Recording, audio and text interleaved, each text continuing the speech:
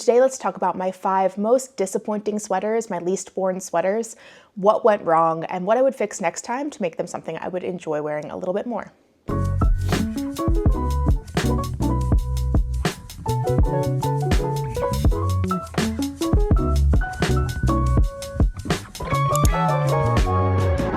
Let's start here. This is Elizabeth Zimmerman's seamless Raglan pullover.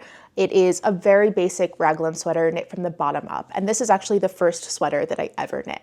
So even though I don't wear this much, it was a huge milestone in my knitting, and it made me feel a lot more confident to knit garments that had to fit. If I could go back and speak to my first time sweater knitting self back in 2011, I would probably advise a top-down seamless construction just so that I could try it on as I go. But I will say that starting with a bottom-up sweater helped me to feel more confident ultimately when I encountered bottom-up sweaters in the future. Knitting out of Elizabeth Zimmerman's book, that was a game changer for me. Listening to Elizabeth Zimmerman's voice speaking to me through the page really gave me a lot of confidence as a knitter and gave me a little bit of her mentality. Like, mistakes don't matter. You don't like purling? Don't. Knit in the round. We don't need to do that. We don't need to get stressed about our knitting. It's not so serious. So I really loved having Elizabeth Zimmerman as like a fairy godmother of knitting in the beginning days of my sweater knitting process. This came out super big on me. It was 2011. I was a sophomore in college, and the great and sad but good thing about time is that over the next decade, I would go on to gain enough weight that this sweater would then fit me great after a number of snacks in that decade-long period. Some of the fun details that you can see in this sweater kind of show where I was at as a knitter at the time. I learned how to knit in 2009. So by 2011, I was feeling a little bit more confident in my skills.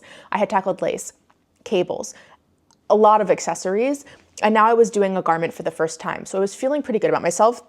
And you can see that I added some personal touch to this sweater that kind of shows how I was feeling. Like, I added a picot bind off to this, and it just kind of shows that I had learned the skill and I really liked it, and I felt confident enough to implement it. I think it's cute looking back on my early knitting days and saying, I want to make this a little bit special, a little bit me. I added a little bit of a puff sleeve with this garter stitch cuff and a little buttonhole closure. So I intended to put a little button here, this little keyhole closure. Pretty cute. I should go get a button and put it on these sleeves. It would be a nice touch. Another reason I don't wear this sweater much is because I did knit it in 100% cotton. I believe that I knit this out of Lion brand Cottonese. Wow, this yarn has held up great. It hasn't been worn so much, but it has no pilling. It feels extremely soft.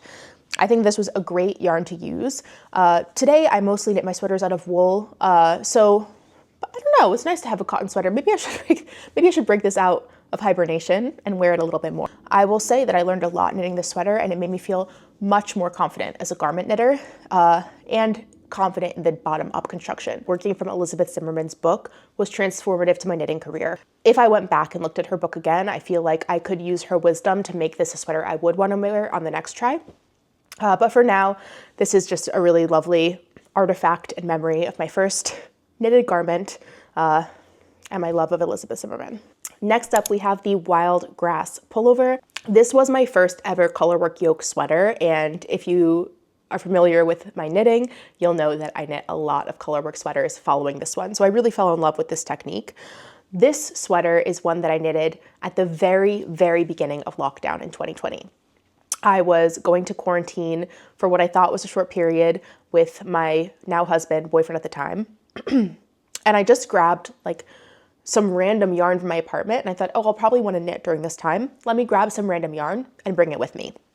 I happened to have some black and gray alpaca yarn I had purchased at Rhinebeck, and I was like, I think I want this to be a Colorwork sweater. And I knew going into it that I would likely not have enough black yarn for the sleeves, and I just went ahead and grabbed it anyway. So that tells you a little bit about my mentality here. I just grabbed what I could, and I thought, I'm hoping this will work.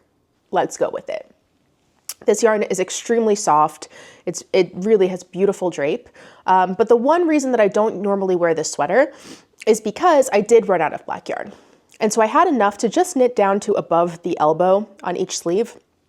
And I went ahead and mirrored the color work from the bottom of the yoke here to transition and use the rest of my gray yarn for the sleeves. So we have like a dual color sleeve situation going on, and I don't hate it. I don't hate it. But as we know, Colorwork has less stretch than stockinette stitch. And so right at the wide part of my upper arm, this sweater just cuts off my circulation. It is just tight enough that it doesn't feel comfortable to wear. And the situation I would wear this in on like a winter day, like really cozy, it's cold outside, I don't want something cutting off the circulation in my arm. I want to be really comfy. I have always intended to go back to tear out this Colorwork section and to just make it a straight line Colorwork change. No Colorwork, to just make it a straight color change. One line is black, the next row is gray. It would make it so much softer and more wearable, but I still haven't gone back and done it. And so I never really wear this sweater, but maybe this summer I'll go back and I'll take out this Colorwork and I'll make this a wearable sweater. I do really love everything else about it. I made some modifications to the fit so that it would have like a nice tight waist. Not something I would normally wear, but I was running out of yarn, so I went for it and it kind of works. With leggings, it looks cute. Gotta fix those sleeves. Next up, the Ninilchik Swoncho. Now this is such beautiful yarn. This is Jill Draper yarn. I really, really enjoyed working with this. Another yarn that has worn beautifully and looks brand new even after many years. Another lockdown sweater. Oh man, when I was knitting this the first time, I got about to here in the Colorwork yoke, maybe even farther. And I realized that my Colorwork was pulling. And I panicked and sent a picture to my knitting friends and said, do I need to rip this out? Will this block out? And they said, it will not block out. You need to rip it out. I have a devastated picture of myself, a little selfie wearing this sweater, and the Colorwork didn't even come over my shoulders. It was just this tight little jumbled mess up on my neck. I wound up ripping the entire yoke back and doing it again. But now my Colorwork and my floats are correct. They're nice and loose, and this actually made me very, very cautious about my Colorwork floats moving forward, so it was a lesson learned. Why don't I ever wear this Swoncho? Well, partially because I don't love the ribbing on the sleeve. I think I would like to rip this back and reknit it on a larger needle just to give me, or like maybe I'd add a few more stitches. It just feels a little bit tight in the arms. I guess I don't like things tight on my arms, I'm learning today. But the other reason is that a Swoncho I don't think is a very practical garment. This is very thick, it's very warm, and on a day where I would wear this Swoncho, I would want to also have a jacket. The problem with having your arm side come all the way down to your waist is that you cannot put a jacket over this sweater. And so the applications in which I would want a warm sweater but not another layer to go outside in are pretty limited. I've worn it apple picking. I've worn it to some other like outdoor events that are chilly but not cold, but I find that those days are rare. And so I don't end up wearing the Swoncho so much because it doesn't feel very practical, but I do love the way it looks. And I don't really know if there's a solution for the arm side being very long, but I should definitely go back and redo the ribbing on these. It wouldn't take very long, and I think it would make it a more comfortable knit at the very least to wear. Next up, the Nurtured Pullover by Andrea. Now this was a really special knit because I did a knit along with my knitting group during lockdown, so it was a nice way to feel connected even when we could not be together. This sweater has worn so horribly, and I loved it so much when I first knit it because in the winter, I am a leggings and sweater girl, and in the summer, I am a sundress girl, and there is no in between. Like I am wearing sundresses or I am wearing leggings and a sweater, and that is it. That's all the clothes I own. This winter, I branched out into jeans, one pair of jeans, but like this is what we're working with right now. And so having a cropped sweater was a game changer for the sundresses. In the summer, you'll be going into an air-conditioned restaurant or there'll be cooler nights and you often want another layer to throw on, and I was kind of stuck with cardigans. I love the way this looked over a little sundress, and I'll insert a picture of what it looked like fresh off the needles. But the combination of yarn and stitch pattern means that this sweater looked old. This sweater looked ragged before I even cast off. Like just the process of putting it in and out of my project bag, and I wasn't even leaving the house. This was lockdown. We were home. All I was doing was putting it in and out of the bag at home, and it got pilled and pulled like crazy before I even got a chance to wear it. But yeah, this fabric is not looking great. I feel like it looks pretty dusty. And so I don't wear it as much as I could because it just feels like something old that I found. It looks like something old rather than a hand knit beautiful sweater. In the future, if I were to knit this, I do really love the crop and I really do love the shape. This yarn is so soft, it's so stretchy, like such a comfy wear. If I were to make this again, I would not use this stitch pattern because all of these slipped stitches and all of this texture creates so much opportunity to pull. After I did wear this out, I found that every little thing, like not necessarily door handles, but like little corners here and there, the hardware on your purse, a zipper, the sweater hates to see a zipper coming, okay? It will tear it apart. And those pulls never really went back. And you know, sometimes if you get a pull in a garment, you can just kind of do one of these and it goes back into place. And that never really happened here. The stitches stayed elongated. They didn't go back the way they were before. And that was the case with my other friends who knit this as well. We all did the knit along and they all agree that they don't really wear these either because of the pilling and the pulling.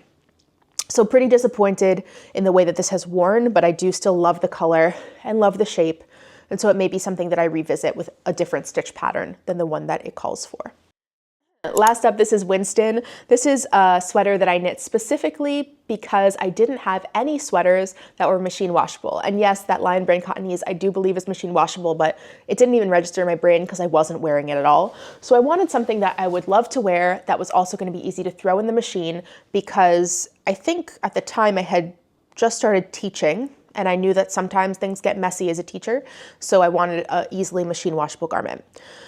When I first knit this, obsessed. I knit it out of Lion Brand Woolies, I believe Lion Brand Woolies. It's like super cheap, Michaels and Joann's available yarn. Machine washable, I was like, yes, this is perfect. It's gonna be so cozy, it's gonna be so cheap. I actually knit 2 of these. I don't know what happened to the other one. It's gone. I must have left it at work. I knit one that was all black and one that was this fun rainbow color. And this has just worn terribly. It looks awful. I'm sure putting it in the washer and dryer did not help with the way that it looks. Sometimes hand washing is still the way to go. Even if you can put it in the machine, you should not. Yeah, it doesn't look great. Looks pretty worn. And I will say that although the oversized look is in right now, the way that this has worn and the way that it looks on me now, I don't feel so confident in the shape of it. I don't think that it flatters me. I don't think it does anything for me. I think at the time that I knit this and at the time that I was wearing it, it was a very schlumpy era. Like my uniform at the time was just wearing a t-shirt from my school with the school's name on it, leggings and sneakers. So throwing this on was like very in keeping with the vibe, but I've tried to elevate just slightly since then. So I don't think that this fits the bill anymore. It also doesn't feel super warm. So when I'm going for a big oversized sweater, sometimes you want it to be toasty and doesn't feel super toasty.